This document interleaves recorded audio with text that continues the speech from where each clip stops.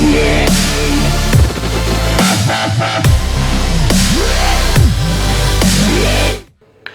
Students, आज का जो वीडियो आने वाला है ये class 12 book R D Sharma chapter 19 indefinite integrals का लेक्चर 151 का वीडियो आने वाला है। और आज हम R D Sharma page number 19.174 के एग्जाम्पल नंबर 11 और इसके आगे एग्जाम्पल्स को डिस्कस करेंगे।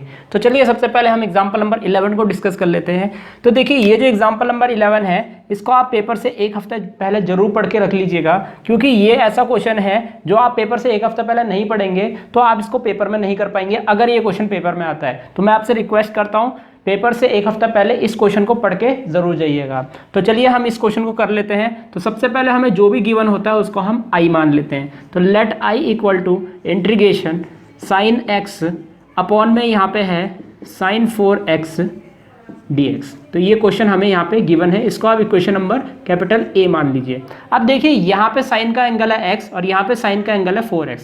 तो कहीं ना कहीं हमें क्या करना पड़ेगा, दोनों के एंगल को सेम बनाना पड़ेगा। तो यहाँ पे दोनों के एंगल को सेम बनाने के लिए हमें यहाँ पे साइन 4x का फॉर्मूला लगाना पड़ेगा। तो यहाँ पे चलिए साइन 4x का फॉर्मूला लगा देते हैं। तो इसके लिए आपको याद होना चाहिए साइन 2x का फॉर्मूला। तो साइन 2x का जो फॉर्मूला होता है वो होता है 2 sin x cos x, यानी कि यहाँ जितना भी एंगल है उसका आधा एंगल यहाँ पे हो जाता है। इसी प्रकार से अगर हम sin 4x का फॉर्मूला लिखेंगे तो ये हो जाएगा i equal to integration sin x upon ये हो जाएगा 2, इस एंगल का आधा होगा sin 2x, 4x का आधा एंगल होता है 2x और ये हो जाएगा cos 2x।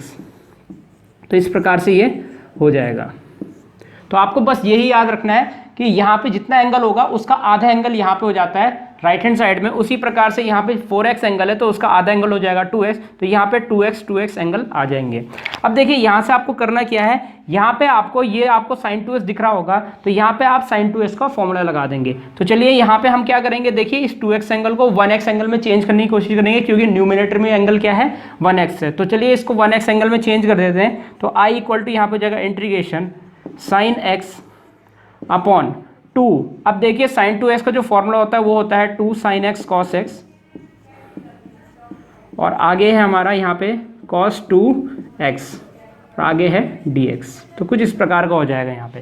तो ये जो sin x है ये sin x के साथ कैंसिल हो गया, न्यूमिनेटर बचेगा 1 और ये 2 × 2 4 हो जाएगा और ये इंटीग्रेशन से बाहर आ जाएगा। तो 1/4 इंटीग्रेशन 1 ये हो जाएगा cos x cos 2x dx।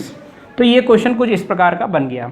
अब देखिए इसके बाद आपको करना क्या है, यहाँ पे इस वाले स्टेप में आप क्या करेंगे, cos से मल्टीप्लाई और cos से डिवाइड कर देंगे। तो i इक्वल टू ये हो जाएगा 1/4। जैसे ही आप यहाँ पे cos से मल्टीप्लाई करते हैं और cos से डिवाइड करते हैं तो ये cos into cos square x हो जाएगा और यहाँ पे हो जाएगा cos 2x dx। तो ये आ जाएगा। अब देखिए न्यूमिनेटर में क्या है, cos x है, तो कहीं ना कहीं नीचे अगर हम sin x बनाते हैं तो sin x का डिफरेंशियल क्या होता है, cos x होता है। तो डिनोमिनेटर में हम कोशिश करेंगे कि यहाँ पे sin x बन जाए। तो cos स्क्वायर x का फॉर्मूला लगाएंगे sin की टर्म्स में, जो कि है 1 - sin स्क्वायर x, और यहाँ पे cos 2x का वो वाला फॉर्मूला लगाएंगे जो कि sin की टर्म्स में होगा, ताकि हमारा पूरा डिनोमिनेटर sin की टर्म्स में बन जाए। तो चलिए ऐसा कर देते हैं। तो यहाँ पे हो जाएगा 1/4 इंटीग्रेशन ये हो जाएगा cos x अपॉन ये हो जाएगा ब्रैकेट में 1 - sin स्क्वायर x और यहाँ पे देखिए क्या होगा, cos 2x है तो cos 2x का फॉर्मूला sin की टर्म्स है, क्योंकि पूरा डिनोमिनेटर sin में होना चाहिए। तो 1 - 2 sin स्क्वायर x और आगे हो जाएगा हमारा dx। तो इस प्रकार से हमारा क्वेश्चन बन चुका है। अब यहाँ पे हम sin x को t रखेंगे जिसका डिफ्रेंशिएशन होता है cos x। तो चलिए यहाँ पे हम sin x को t रखते हैं, put sin x equal to t। तो हमने यहाँ पे sin x को t रखा, sin x का डिफ्रेंशिएशन होगा हमारा cos x और आगे होगा dt अपॉन dx और यहाँ से हम dx की वैल्यू निकाल देते हैं, dx is equal to dt upon cos x। ये आ जाएगा। तो चलिए अब हम आगे बढ़ते हैं। इसको हम फिलहाल इस फॉर्मूले को हम मिटा देते हैं यहाँ पे। तो देखिए अब यहाँ से आपको करना क्या है, पूरा क्वेश्चन यहाँ पे t की टर्म्स में चेंज कर देना है। तो यहाँ पे हो जाएगा i equal to 1/4 integration, numerator में हमारा है cos x अपॉन में देखिए यहाँ क्या होगा, ब्रैकेट में 1 - t स्क्वायर, क्योंकि sin x की वैल्यू क्या है t है, तो ये हो जाएगा t स्क्वायर, पहले ब्रैकेट 1 - t स्क्वायर और दूसरा ब्रैकेट हो जाएगा 1 - 2 t स्क्वायर। तो इस प्रकार से हमारा ये डिनोमिनेटर बन जाएगा। आगे देखिए dx की वैल्यू है, तो dx की वैल्यू यहाँ पे हमारी dt अपॉन कॉस एक्स, तो यहाँ पे हम लिख देंगे dt अपॉन कॉस एक्स। तो यहाँ पे कॉस एक्स से कॉस एक्स कैंसिल, न्यूमिनेटर में 1 आ जाएगा आपका, तो ये हो जाएगा i इक्वल टू कितना 1/4 इंटीग्रेशन, यहाँ पे हम ब्रैकेट बना देते हैं इस प्रकार से, 1 अपॉन ये है 1 माइनस टी स्क्वायर, और यहाँ पे हो जाएगा 1 माइनस 2t स्क्वायर dt, यहाँ ब्रैकेट बंद करके dt लिख देते हैं। अब देखिए, अब हमें इस पे पार्शियल फ्रैक्शन लगाना है, इस मेन टर्म पे जो कि ब्रैकेट के अंदर है। तो चलिए यहाँ पे पार्शियल फ्रैक्शन लगा देते हैं। नाउ ये हो जाएगा 1 अपॉन 1 माइनस टी स्क्वायर, और ये हो जाएगा हमारा 1 माइनस 2t स्क्वायर, कुछ इस प्रकार से आपका ये आ जाएगा। अब देखिए यहाँ पे अगर आपको पार्शियल फ्रैक्शन लगाना है तो यहाँ पे आपके दो टाइप बन रहे हैं पार्शियल फ्रैक्शन के, एक आपका टाइप थर्ड बन रहा है और एक आपका क्या बन रहा है, एक आपका बन रहा है टाइप 1। तो यहाँ पे टाइप थर्ड हम नहीं लगा सकते क्योंकि यहाँ पे दो दो क्वाड्रेटिक क्वेश्चन है डिनोमिनेटर में, क्योंकि इससे आपका कैलकुलेशन मुश्किल हो जाएगा, हो सकता है आपको ज़्यादा टाइम भी लग जाए, आधे घंटे से ज़्यादा टाइम लग जाए। तो मैंने आपको पहले ही बताया था कि डिनोमिनेटर में अगर आपको दो दो क्वाड्रेटिक पॉलिनोमियल मिल जाए तो आप यहाँ पे टाइप 3 नहीं लगाएंगे। तो इसका मतलब यहाँ पे हम टाइप 1 से करेंगे इसको सॉल्व। अब देखिए टाइप 1 बनाने के लिए हमें यहाँ पे क्या करना पड़ेगा, सीधा सीधा टी स्क्वायर को, देखो एक ही वेरिएबल मौजूद है यहाँ पे टी स्क्वायर, तो टी स्क्वायर को यहाँ पे हम वाई पुट कर देते हैं, जिससे कि यहाँ पे लीनियर टर्म में चेंज हो जाएगा, डिनोमिनेटर पूरा लीनियर टर्म में चेंज हो जाएगा। तो चलिए यहाँ पे लिखते हैं let T square equal to Y, then, तो देन देखिए यहाँ पे क्या हो जाएगा 1 अपॉन ब्रैकेट में 1 माइनस टी स्क्वायर और 1 minus 2t square equal to, अब देखिए क्या हो जाएगा, ये 1 अपॉन ये हो जाएगा 1 माइनस वाई और ये हो जाएगा 1 माइनस 2y। तो कुछ इस प्रकार से यहाँ पे बन जाएगा। इसको आप इक्वेशन नंबर समथिंग कुछ और मान लीजिए, जैसे कि इक्वेशन नंबर 1 मान लेते हैं। अब देखिए यहाँ से हम क्या करेंगे, इस पर हम लीनियर वाला लगा देंगे पार्शियल फ्रैक्शन, जिसमें कि लीनियर की पावर 1 वाला था वो वाला। तो नाउ दोबारा लिखते हैं और यहाँ पे हम लिखेंगे 1 upon 1 minus Y 1 minus 2y equal to, इसको लिखेंगे हम a upon 1 minus Y plus b upon 1 minus 2y, equation number 2, इसको हम इक्वेशन नंबर 2 मान लेंगे। तो चलिए अब हम यहाँ पे एलसीएम ले लेते हैं, तो ये हो जाएगा 1 equal to a 1 minus 2y plus b 1 minus y, और ये हो जाएगा आपका इक्वेशन नंबर 3। अब देखिए इसके बाद आप क्या करेंगे, रफ में जाएंगे, इस डिनोमिनेटर को 0 पुट कर देंगे, यानी y की वैल्यू एक तो यहाँ से 1 आ रही है और एक आ जाएगी यहाँ पे 1/2, तो यहाँ से 1/2 भी वैल्यू आपकी आ जाएगी। तो एक बार चेक जरूर कर लीजिएगा, 1 माइनस 2y इक्वल टू 0 है, माइनस के 2y को उधर ले जाएंगे, 1 इक्वल टू 2y, और यहाँ पे y की वैल्यू 1/2 आ गई। तो बिल्कुल सही है, 1/2 आ रही है आपकी रफ में ये वैल्यू, और ये 1 आ जाएगी, ऑब्वियस सी बात है। तो चलिए अब हम यहाँ पे पहले हम y इक्वल टू 1 पुट कर देते हैं, put y equal to 1 in equation 3। चलिए पुट किया तो यहाँ पर लेफ्ट हैंड साइड तो 1 ही रहेगी, जैसे ही हमने 1 यहाँ पे पुट किया तो a, और यहाँ पे हो जाएगा ब्रैकेट में 1 माइनस 2, 1 माइनस 2 कितना होगा, माइनस का 1 हो जाएगा, बाकी ये तो 0 हो चुका है। तो a की वैल्यू यहाँ से आ जाएगी हमारी, इस माइनस को इधर ले आइए तो माइनस का 1 आ जाएगी, तो a की वैल्यू क्या आई, माइनस का 1 आ गई। तो चलिए अब हमने y की वैल्यू 1 तो रख दिया है, अब y की वैल्यू 1/2 रखेंगे, तो पुट y इक्वल टू कितना 1/2 इन इक्वेशन 3। तो जैसे ही हम इक्वेशन 3 में पुट करेंगे तो यहाँ से हमें शायद से b की वैल्यू मिल जाएगी, 1 equal to left hand side 1 है तो 1/2 पुट करेंगे, a एलिमिनेट हो जाएगा, तो b ब्रैकेट में 1 माइनस y की वैल्यू 1/2, तो ये हो जाएगा, यानी कि ये हो जाएगा 1 इक्वल टू b अपॉन 2। तो ये 1/2 हो जाएगा, 1/2 b से मल्टीप्लाई किया तो b अपॉन 2 आ जाएगा, 2 को क्रॉस मल्टीप्लाई कीजिए तो b की वैल्यू यहाँ से हमारी 2 आ गई। तो इस प्रकार से हमें a और b दोनों की वैल्यू मिल चुकी है। तो अब इन दोनों वैल्यूज़ को हम कहाँ यूज़ करेंगे, इक्वेशन नंबर 2 में। तो चलिए यूज़ कर लेते हैं इक्वेशन नंबर 2 में। तो यूजिंग इन इक्वेशन 2, तो जैसे ही हम इक्वेशन 2 में यूज़ करेंगे तो यहाँ पे हो जाएगा आपका कितना, इसको हम कुछ थोड़ा सा ऊपर लिख देते हैं, तो यहाँ पे लिखेंगे यूजिंग इन इक्वेशन 2। तो जैसे 2 में यूज़ करेंगे ये हो जाएगा 1 upon 1 minus Y 1 minus 2y equal to, ये हो जाएगा, और ये हो जाएगा a की वैल्यू कितनी है, -1, तो -1 अपॉन 1 माइनस वाई, ये आ जाएगा। और आगे है प्लस b की वैल्यू 2 है तो 2/1 माइनस 2y, ये आ जाएगा। इसको इक्वेशन नंबर 4 मान लेते हैं। अब इस इक्वेशन नंबर 4 को हम कहाँ यूज़ करेंगे, हम यहाँ पे यूज़ करेंगे इक्वेशन नंबर 1 में। तो इसमें डाल देते हैं, क्योंकि हमें इसकी वैल्यू तो पता चल चुकी है, राइट हैंड साइड की वैल्यू तो पता चल चुकी है, तो इसमें हम यूज़ कर सकते हैं। तो चलिए यूज़ कर लेते हैं। तो देखिए क्या होगा। तो फिलहाल मैं इसको मिटा देता हूँ।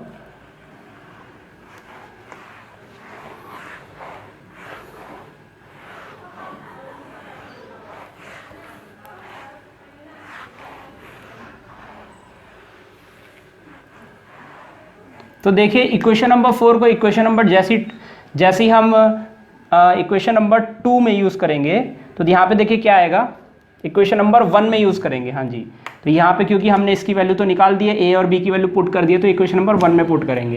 तो पुटिंग 4 in 1,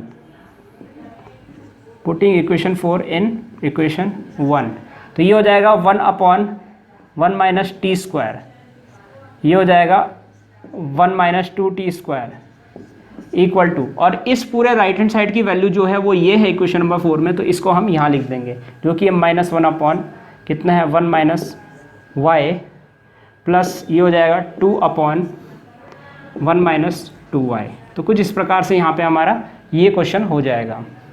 अब देखिए इस y को हम क्या कर देंगे, y की वैल्यू हमने t² रखी थी, तो यहाँ पे हम t² बना देंगे, क्योंकि लेफ्ट हैंड साइड अगर t में है तो राइट हैंड साइड भी हमारा t में होना चाहिए। तो 1/ ये हो जाएगा 1 माइनस t² और ये हो जाएगा 1 minus 2t² equal to -1/1 minus y की वैल्यू t² है, तो यहाँ पे t² आ जाएगा प्लस 2/1 माइनस 2t²। तो कुछ इस प्रकार से यहाँ पे हमारा ये आ जाएगा। अब देखिए ये जो वैल्यू है अब हम यहाँ पे सब्स्टिट्यूट कर देंगे। अब देखिए t में क्यों चेंज किया, क्योंकि यहाँ पे dt मौजूद था, तो ऑब्वियस सी बात है हमारा ये जो ब्रैकेट है t की टर्म्स में होना चाहिए, तो इसलिए यहाँ पे जो था ये जो t की टर्म्स में था, इसका भी आंसर हमने t की टर्म्स में लिखा। तो चलिए यहाँ पे हम इसको इक्वेशन नंबर 5 मान लेते हैं। इक्वेशन नंबर 5 को हम I1 में यूज़ करेंगे, तो इसको आप इक्वेशन नंबर कुछ भी मान लीजिए, जैसे स्मॉल a मान लीजिए। तो using 5 in small a, using 5 in small a, तो जैसे ही हम इसको स्मॉल a में यूज़ करेंगे तो देखिए क्या होगा, ये हो जाएगा I इक्वल टू 1/4 इंटीग्रेशन, ये हो जाएगा ब्रैकेट के अंदर इस पूरे की वैल्यू ये है, तो इस ब्रैकेट के अंदर हम ये वैल्यू पुट कर देंगे, -1/1 minus t² plus 2/1 minus 2t², ये हो जाएगा ब्रैकेट 1 dt। अब हम इसका इंटीग्रेशन करेंगे, तो I इक्वल टू ये हो जाएगा 1/4, इस इंटीग्रेशन के साइन को अंदर मल्टीप्लाई करते हैं, तो इस माइनस को भी बाहर ले जाते हैं, एक काम करते हैं, तो यहाँ पे हो जाएगा माइनस का 1/4 integration 1/1 minus t² dt plus, अब देखिए ये 1/4 है, ये 2 से मल्टीप्लाई करेगा, तो ये हो जाएगा 2/4 इंटीग्रेशन 1/1 माइनस 2t² और आगे हमारा dt, तो इतना आ जाएगा। अब देखिए इसका इंटीग्रेशन तो बहुत आराम से हो जाएगा, क्योंकि ये 1 का स्क्वायर माइनस t² है, ये a² 1/a² माइनस x² कैसे फॉर्मूला लग जाएगा, लेकिन इसमें तब तक नहीं लगेगा जब तक यहाँ से हम t² का कोफिशिएंट 1 नहीं बना देते। तो यहाँ से हम क्या करेंगे, देखिएगा यहाँ से हम 2 कॉमन ले लेंगे, तो चलिए 2 कॉमन ले लेते हैं यहाँ से। तो I इक्वल टू यहाँ हो जाएगा माइनस का 1/4 इंटीग्रेशन 1/1 का square minus t² dt plus 1/4 into 2 integration 1/, ये हो जाएगा 1/2 यानी 1/√2 का होल स्क्वायर माइनस t का होल स्क्वायर और आगे हो जाएगा dt। तो देखिए यहाँ पे मैंने किस प्रकार से लिखा है, यहाँ पे 2 कॉमन निकल गया, तो यहाँ बचेगा 1/2। अब देखिए 1/2 जो है इसको हम 1/√2 का होल स्क्वायर लिख सकते हैं, तो कुछ इस प्रकार से यहाँ पे हम लिख सकते हैं। तो I इक्वल टू यहाँ हो जाएगा माइनस का 1/4। अब देखिए यहाँ पे भी फॉर्मूला लग सकता है, माफ़ी चाहता हूँ, यहाँ पे आपका 2 था पहले से ही, तो 2/4 था और 2 कॉमन लिया, तो यहाँ पे ये आ जाएगा, तो इस 2 से ये 2 कैंसिल कर देते हैं, यहाँ पे 1/4 बचेगा। तो देखिए यहाँ पे अब हम फॉर्मूला लगाने के लिए तैयार हैं, तो ये 1/a² माइनस x² का फॉर्मूला लगेगा, जो कि है 1/2a log 1 plus t a plus x upon a minus x, तो ये हो जाता है, और आगे हो जाएगा प्लस 1/4, और इस पे भी कुछ ऐसे ही फॉर्मूला लगेगा, सेम टू सेम फॉर्मूला इस पे भी लगेगा, क्योंकि आगे कांस्टेंट है पीछे वेरिएबल है, तो यानी कि यहाँ पे भी वही फॉर्मूला लगेगा। तो यहाँ पे लिख देते हैं प्लस 1/4 1/2 ए की वैल्यू कितनी है 1/√2, तो 1/√2, तो √2 तीसरी लाइन वाला पहली लाइन में आ जाएगा लॉग, यहाँ पे हो जाएगा आपका constant plus variable upon constant minus variable plus का सी, ये हो जाएगा। तो यहाँ पे आ जाएगा i इक्वल टू कितना आएगा माइनस का 1/8 लॉग। अब देखिए यहाँ से हम t की वैल्यू sin x रख देते हैं, तो ये हो जाएगा 1 प्लस साइन एक्स, तो डायरेक्ट हम आंसर लिख रहे हैं, तो 1 माइनस साइन एक्स, तो ये आ जाएगा प्लस। अब देखिए ये जो होगा ये √2 इस 2 को काट देगा, तो जैसे ये कैंसिल होगा तो अपॉन में √2 बचेगा, 1 ये हो जाएगा 4√2, ये हो जाएगा लॉग। अब देखिए यहाँ पे क्या होगा, जैसे ही आप एलसीएम लेंगे तो 1 प्लस √2, थोड़ा सा माफ़ी चाहता हूँ मैं, इसको थोड़ा और नीचे लिख देता हूँ, तो ये हो जाएगा प्लस 1/4√2, ये हो जाएगा लॉग।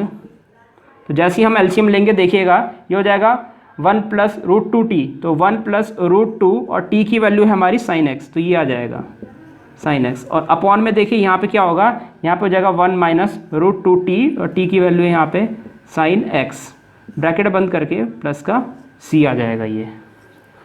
तो शायद से ये होगा आपका फाइनल आंसर इस वाले क्वेश्चन के लिए।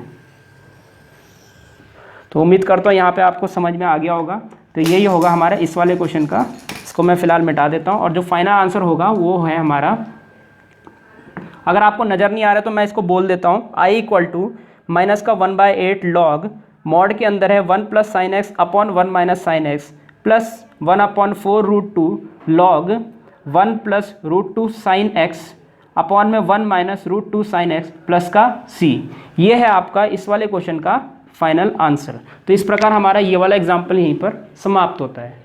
तो स्टूडेंट्स इस प्रकार ये वीडियो यहीं पर समाप्त होता है। उम्मीद है आपको वीडियो समझ आया होगा। इसके नेक्स्ट वीडियो में हम आगे एग्जांपल्स डिस्कस करेंगे। इस वीडियो को देखने आपका बहुत बहुत धन्यवाद। अगर आपको वीडियो समझ आता है तो आप इसको लाइक जरूर कर दीजिएगा और अपने दोस्तों को इसको शेयर जरूर कर दीजिएगा और इस चैनल को सब्सक्राइब भी जरूर कर दीजिएगा, क्योंकि मैं आगे भी इसी तरह के वीडियोज़ आपके लिए लाता रहूँगा। तो सब्सक्राइब जरूर कर दीजिएगा। फिलहाल के लिए इस वीडियो में इतना ही, मिलते हैं हमारे नेक्स्ट लेक्चर में।